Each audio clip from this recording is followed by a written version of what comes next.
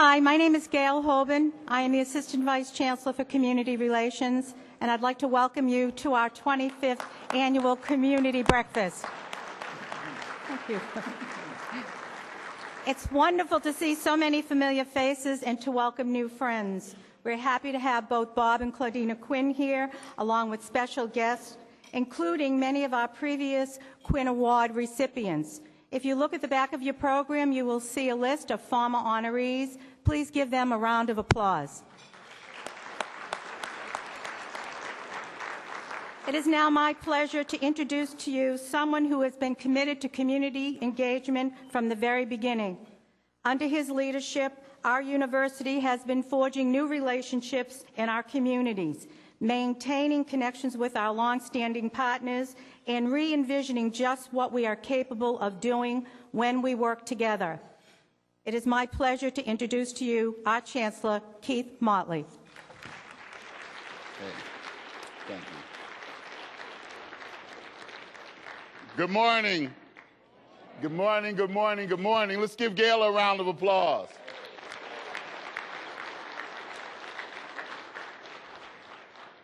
You know, Gail, we've been hanging out so much lately, they're starting to talk, you know. We went to the St. Patrick's Day breakfast together. That was an unbelievable experience. I got up just in time, just when they were getting ready to talk about me. I exited stage left. But it was a fantastic event. Thank you so much, everybody, for being here. You don't know what it feels like to see you on a wonderful day like today. When I walked up into the hallway, someone teased me and said, "Are you one of the greeters, or are you standing here welcoming people?" No, it's a chance for me to see all the folk who I wanted to see, who I wanted to apologize to if I have not kept that appointment or made that appointment that you've been looking for. Let's do it now. Forgive your man. But know that it means so much to us to see you here on this campus. Know this is your university. I hope you understand that. And it's just a pleasure to have all of you here. Each year we celebrate exemplary community leaders at this breakfast, held in honor of a wonderful person, outstanding human being, someone who has served as a mentor for yours truly and many others in this room, Robert H. Quinn. Let's give him a round of applause.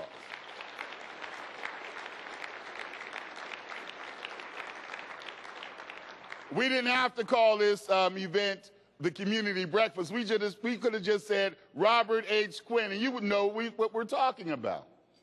That is what's so fantastic about having the honor of being able to name this breakfast for such a dynamic individual. I'm also pleased that his beautiful wife, I know every year, I tell you, Mr. Quinn, she keeps getting more and more beautiful with time.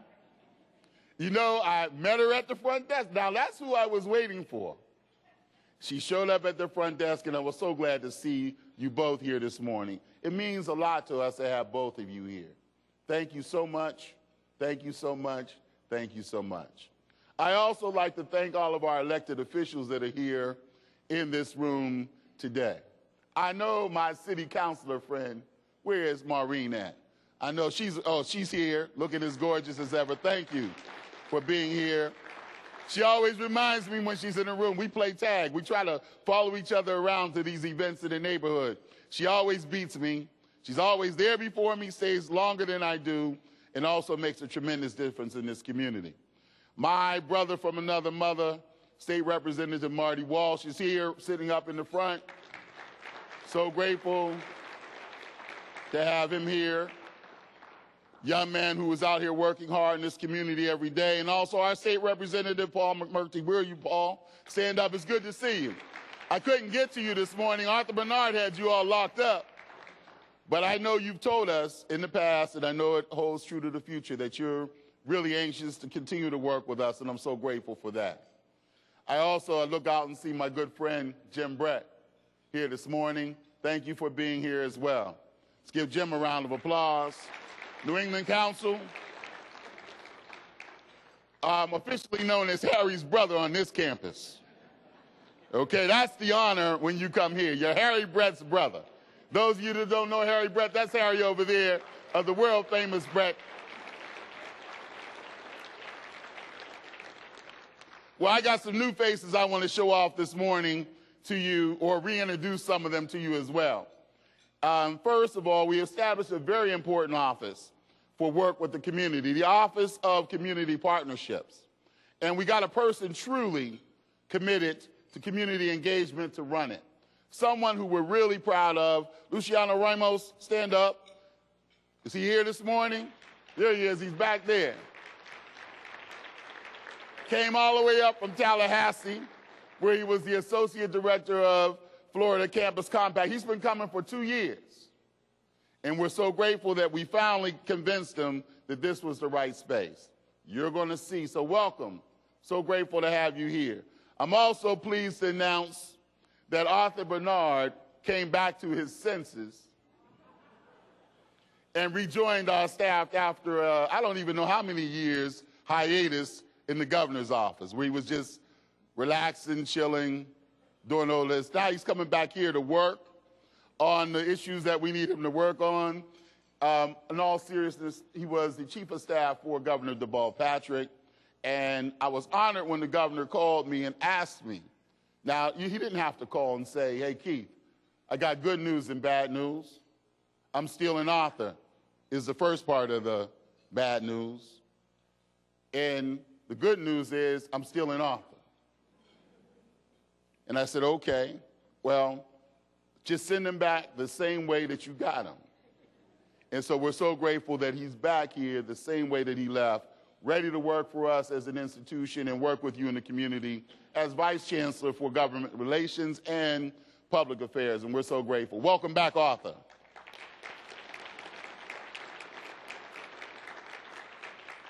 And also, I'd like to say that, you know, it would be nice to stand up here and act as if I was the one who made these selections, or I made all the nominations, and I could just walk around the room and say, yes, I nominated you.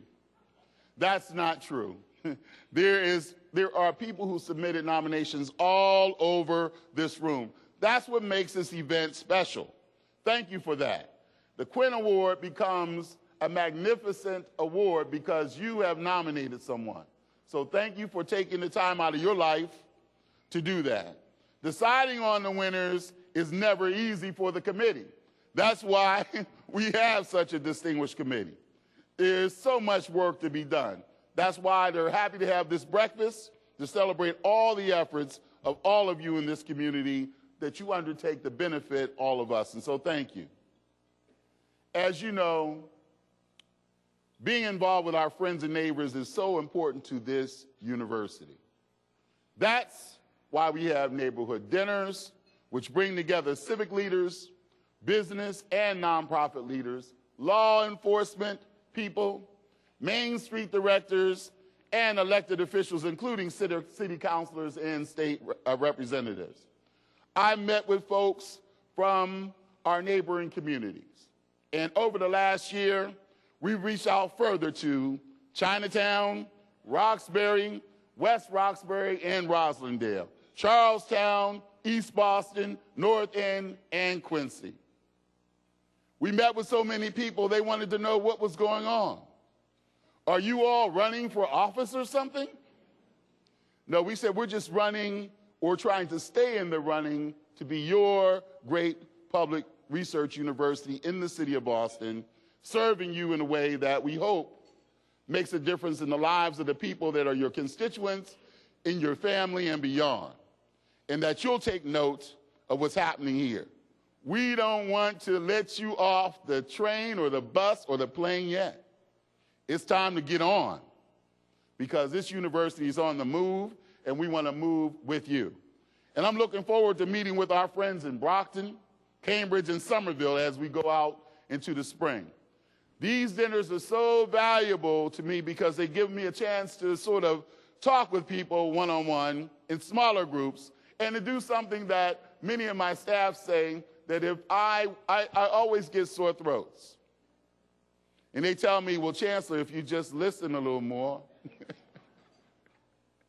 instead of running your mouth, you may not have that sore throat every day.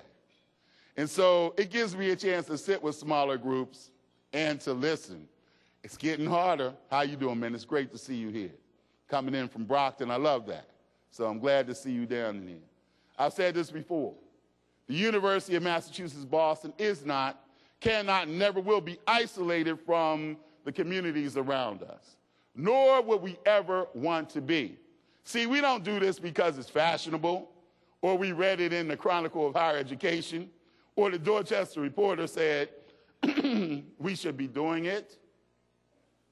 We do it because that is the public nature. It's what we're going to do, supposed to do, and what we're going to continue to do as this university in the city that matters. And so we're so grateful for that. The give and take between our community and our students, our faculty, staff, and administration is what keeps us going and what helps us accomplish great things together. We want to do it together with you. We don't want to do it alone. One such accomplishment that I'm thinking of is our partnership with Dana-Farber Harvard Cancer Center. We're working together to address disparities in the diagnosis and treatment of cancer in our communities of color, with the ultimate goal of reducing mortality in underserved populations. We're also proud of the progress we've made on our master plan for 2015, which includes new buildings, a new layout for the campus, and a general revitalization of our facilities. We have made some exciting developments and done a lot of hard work, and there are plans now for implementation. We've made some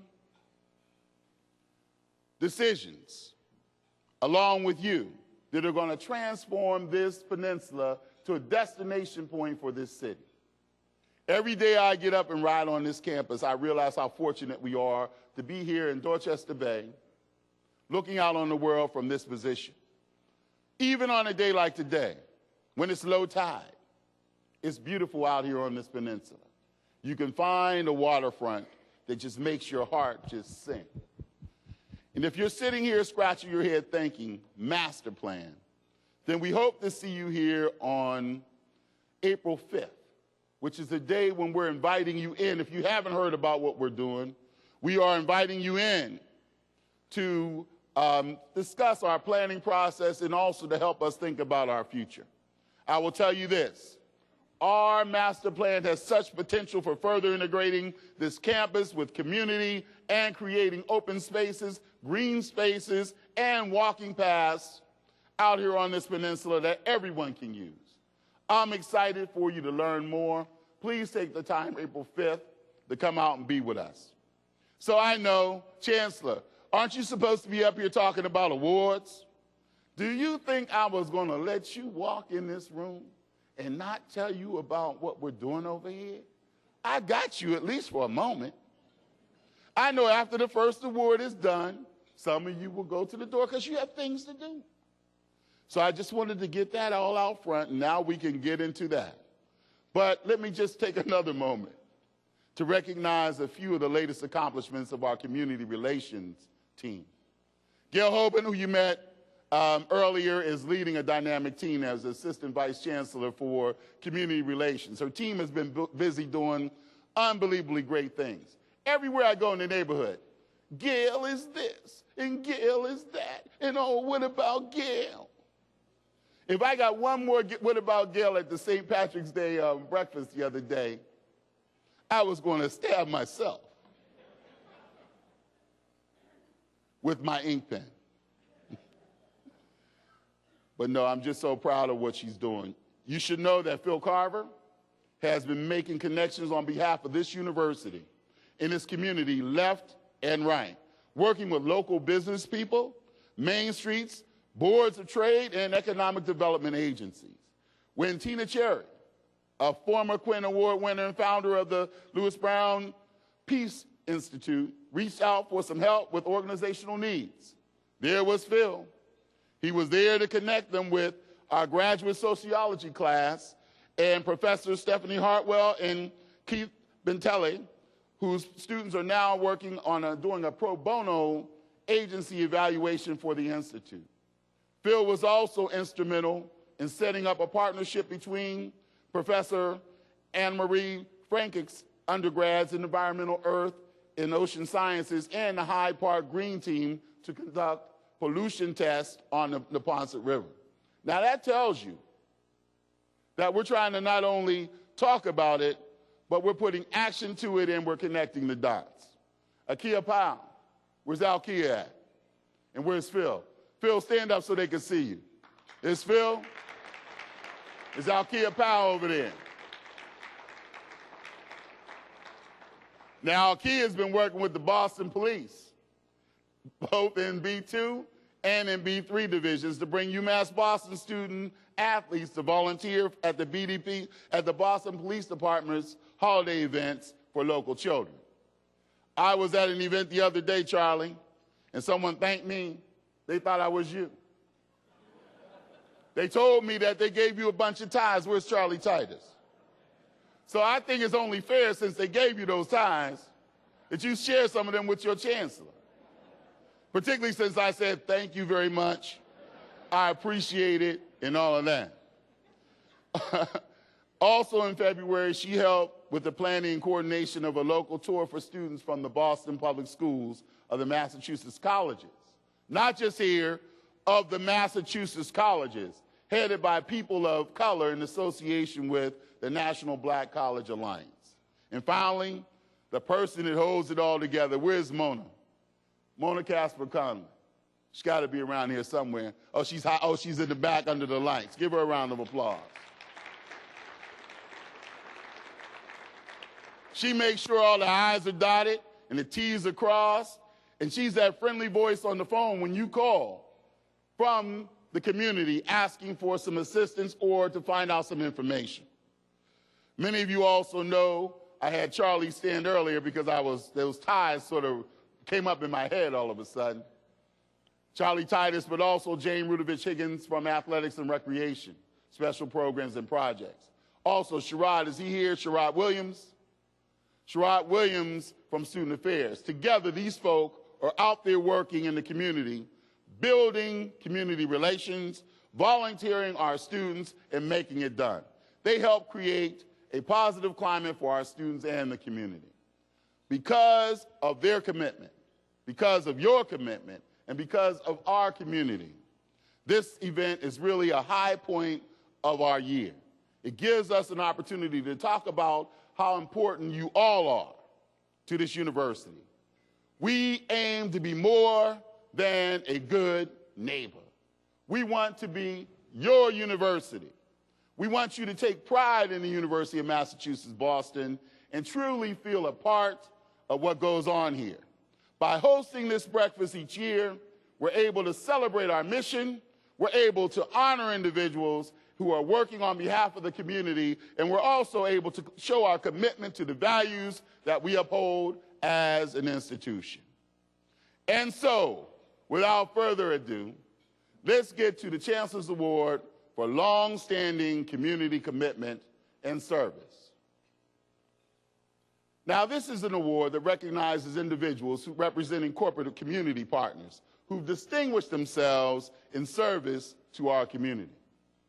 This year's recipient helped us make possible a huge initiative to benefit our communities over the last year. As the Clear Channel Outdoor Boston Division President, Mr. Stephen Ross, my man, leads all of the Clear Channel outdoor business activities in Greater Boston. But in addition to his responsibilities to Clear Channel and being a business leader, Stephen also believes in being a leader in this community. He understands the principles of giving back to the community and feels a real obligation and responsibility to take care of the people in the neighborhoods where he works.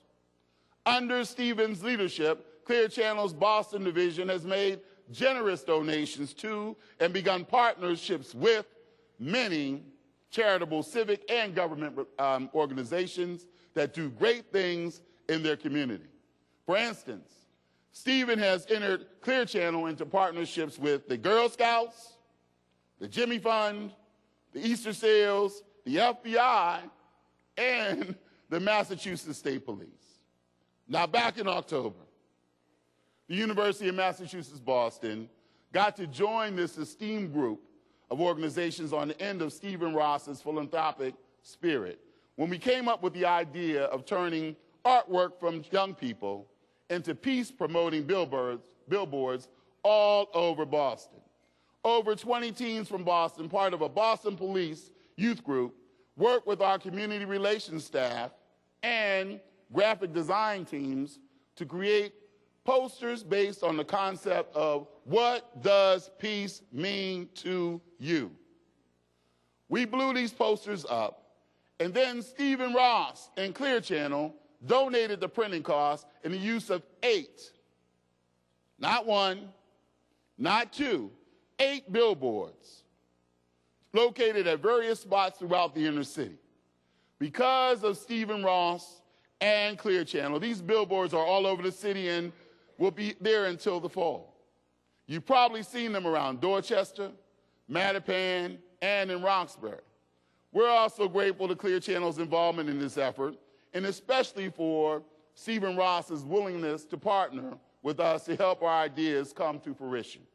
Truly, your work at Clear Channel demonstrates corporate commitment and community service. Let me just say this. It was a great feeling to ride down 93 on opening day for the Boston Celtics and see the banner sitting right there for everyone to see as they came to that game, saying that the University of Massachusetts Boston care. We do care, but you care, and that's what we're honoring today. I'm delighted to present the Chancellor's Award for longstanding community commitment and service to Stephen Ross. Stephen, come on up.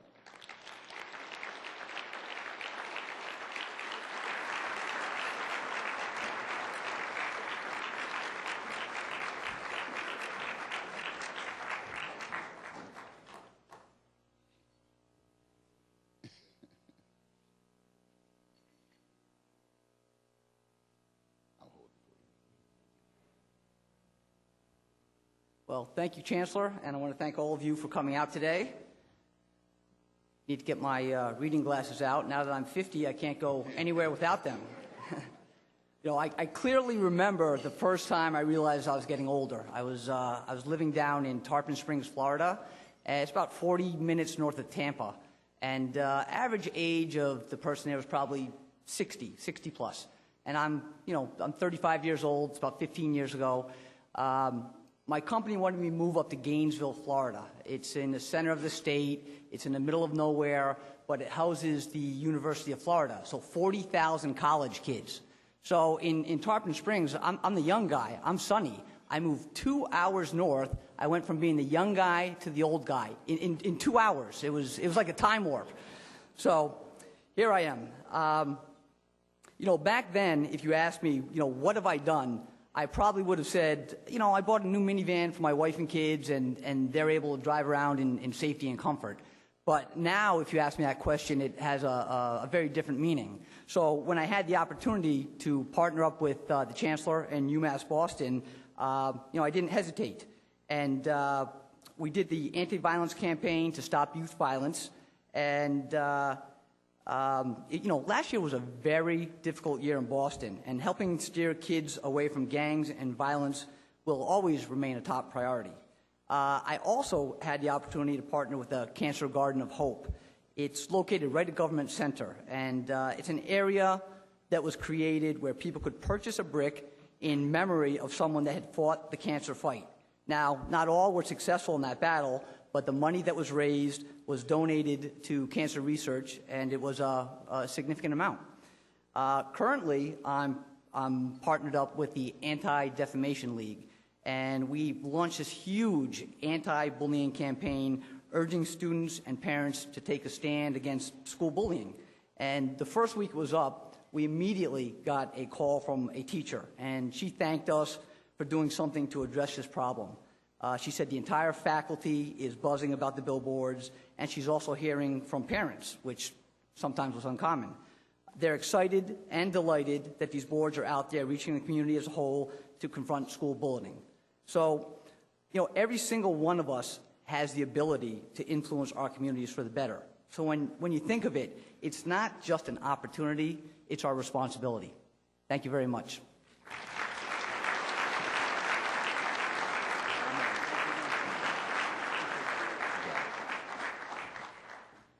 Clear channel. I tell you, let's give him another round of applause.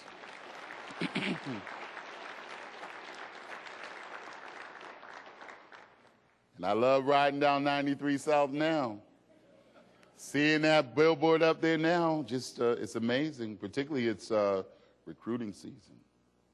Thank you so much. Now we turn to the award for which this breakfast is known, the Robert H. Quinn Award for Outstanding Community Leadership. As you know, affectionately known Bob Quinn has served the Commonwealth in so many ways, it would take the entire program to sort of talk about those. Mr. Quinn, come on up here.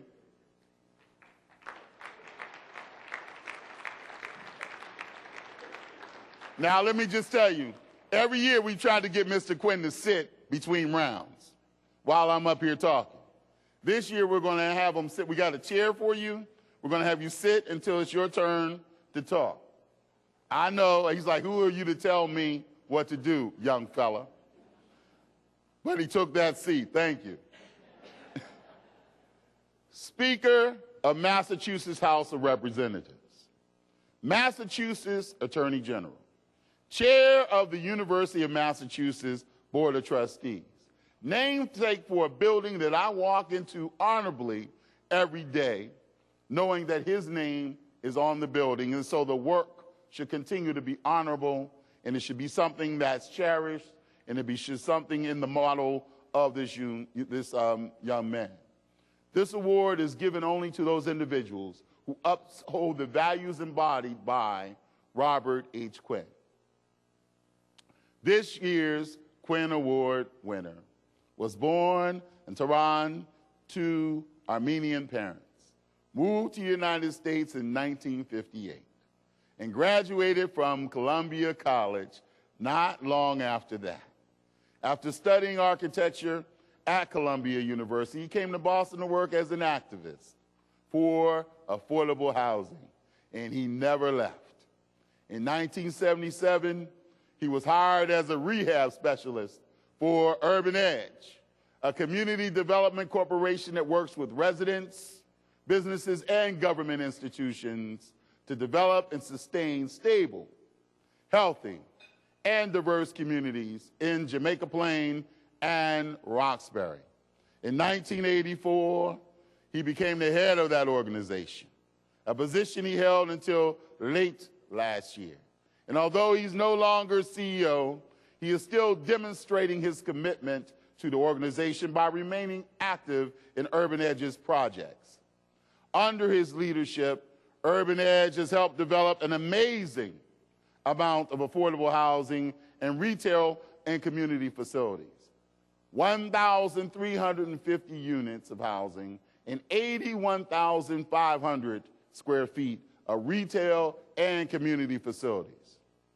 But this person's accomplishments and character cannot be measured in numbers and in statistics alone, which is why I want to share with you some of the wonderful words that his colleagues and his peers have said about him. Now, you know how your colleagues and peers can be, particularly when they're not in the light. So everywhere we went looking for that dark conversation. We couldn't find it. So here's what some of them said. Doug Ford, former Massachusetts Senior Secretary for Housing and Transportation, says, quote, over his extraordinary career, he has taught us what community development is all about. And in the process, he has helped to change the face of Boston and its neighborhoods. In this world, cities have always been the answer, and he understands that. His efforts have created housing, environmental, energy, and transportation solutions that are models for the country and models for the world. Joe Kreisberg, President of the Massachusetts Association of Community Development Corporations, says that our award winner is a unique leader, innovator, collaborator, and advocate who was able to both see the big picture and work at the grassroots level.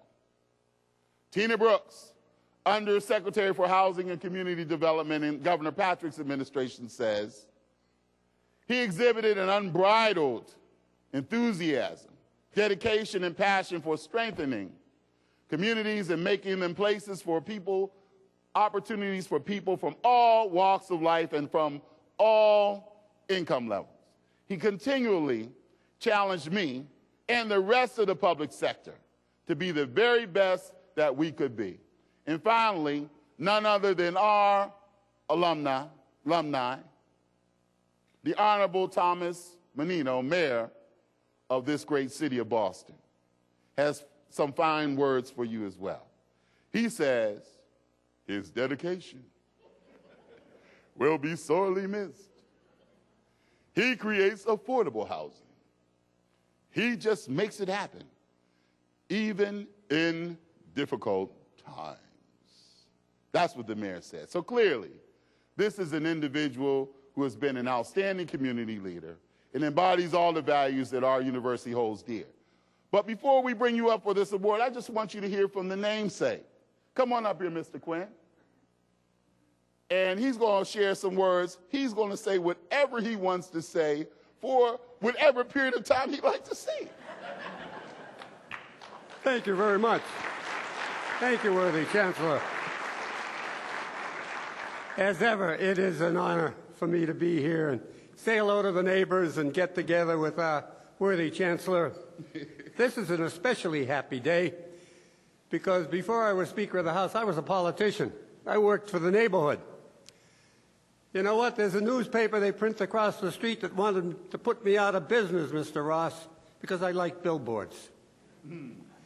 And as life went on and Chubb Peabody was governor of Massachusetts, I wound up on a special commission on low-income housing, out of which we got a Bill of Rights for tenants and the Massachusetts Housing Finance Authority, among other agencies. So I'm honored to be associated today with these two wonderful people. And you know, I think it's a bit symbolic or anticipatory that Mr. Hacobian is receiving this award today because we have a wonderful chancellor here. He does all the jobs. He's around to make sure everything is done. In fact, one of the students told me in the middle of winter he caught Keith Mockley with a shovel, shoveling the snow back into the bay. Well, there are some of us, like Charlie Titus and me, that would love to see the Chancellor be a landlord too. And maybe that's where you belong in this part, my friend, telling him how to get it done. Thank you all for being here. It is a pleasure and an honor for Claudina and me to say hello to the neighbors again. God bless you.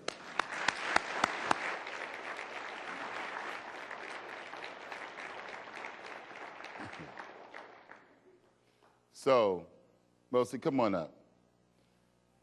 It's with a great honor, Mossik Hacobian, this year's Robert H. Quinn Award winner.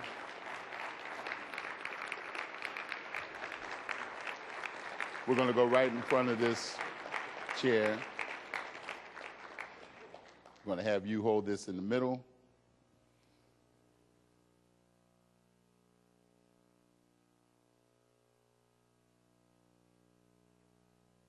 Want me to hold that? Okay.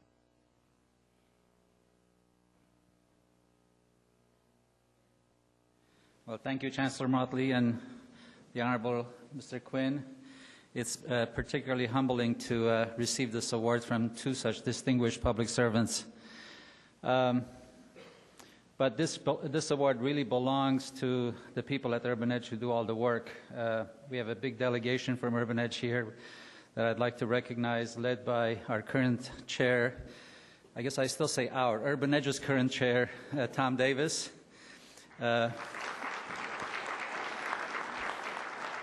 Former chairs Ann McKinnon,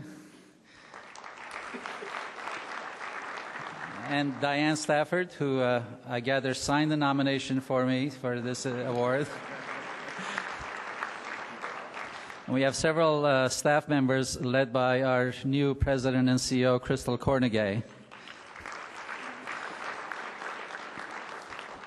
In fact, I'd appreciate if everybody from Urban Edge would stand for a minute, because you're really the one who deserves this award. So if you would just stand for a minute and let people recognize you.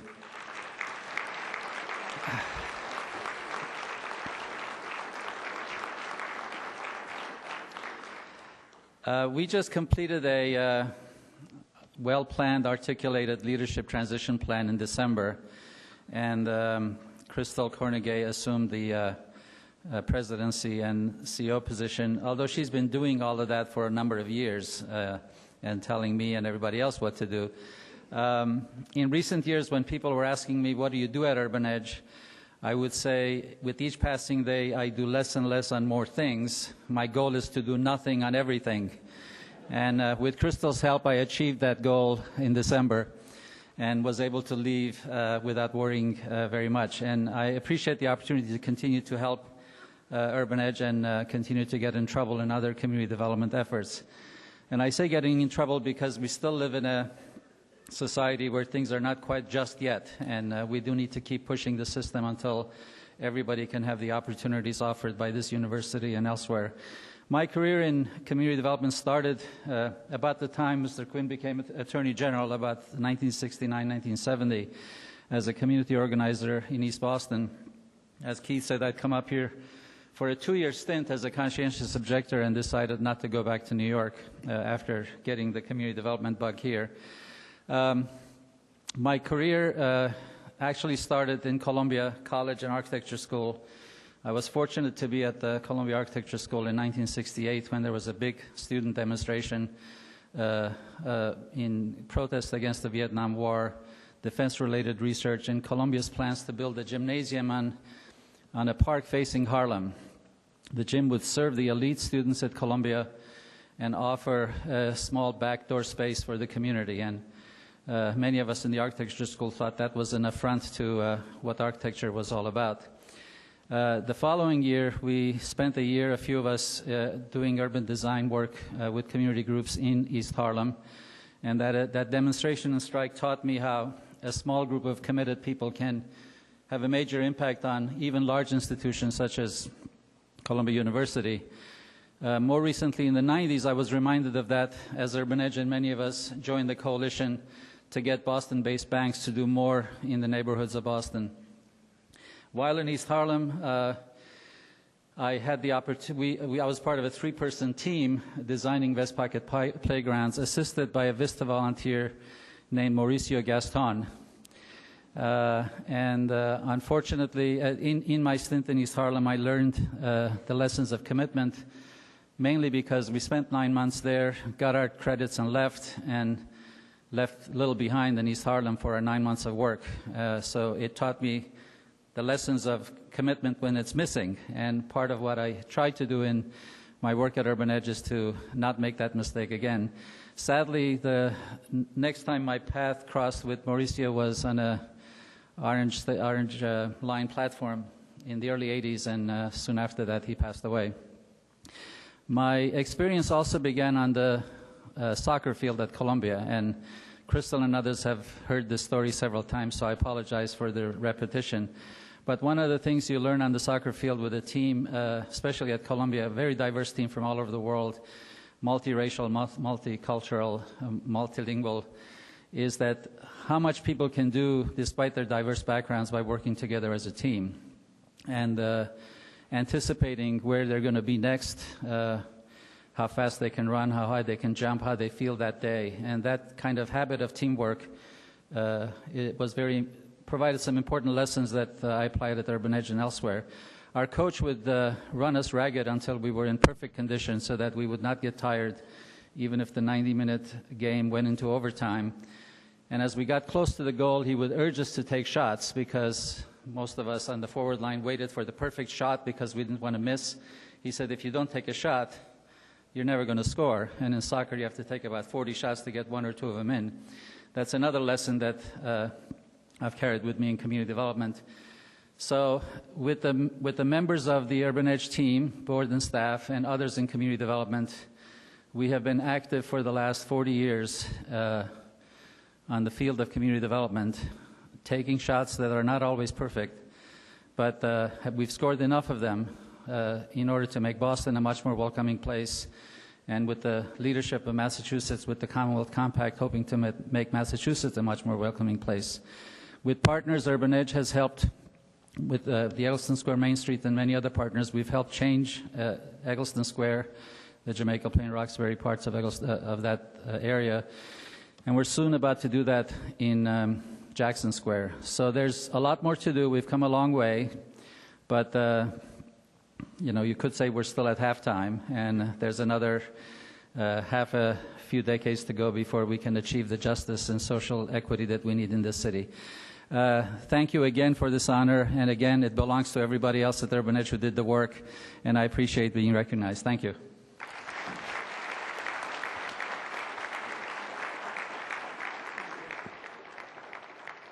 Come on, you can do better than that. One more round of applause.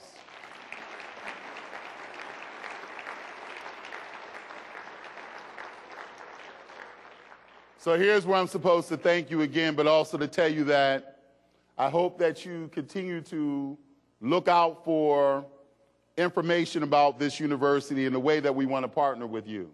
One of those ways is that we're in the community newspapers throughout Massachusetts, and we're honored to be monthly in the Dorchester Reporter. Someone earlier came up to me and said, "Chancellor, I love your articles in the Dorchester Reporter, but you're my #2 person." And I said, well, okay, I guess it's cool to be #2. And then they told me I was #2 to Barbara over here, Barbara McDonough. And I said, okay, I can appreciate that a lot. So Barbara, I'm your #2 at the Dorchester Reporter, and I'm going to keep trying to do better, to at least get up to 1.5 or something. But Jazz Stewart, our Brockton City Councilor, thank you for coming out today. All of the folk who helped us today, wait staff and all those, let's give them a round of applause.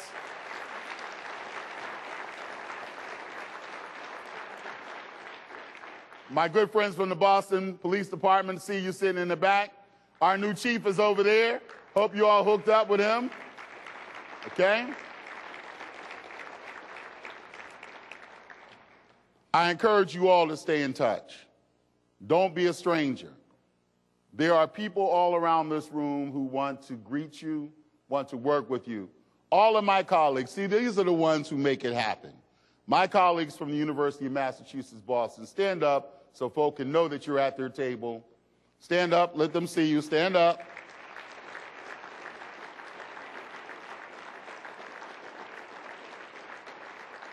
These are the folk that are out making a difference in communities all around this Commonwealth and beyond every day. I also want to welcome back our special assistant from the Chancellor's office, Eric Strider, who's back there in the back. Glad he doesn't have to work today over here. We're working on a whole lot of projects elsewhere. Thank you all for coming out. We're so grateful to you. We look forward to seeing you again on this campus over and over and over again. Have a wonderful day. Congratulations, award winners.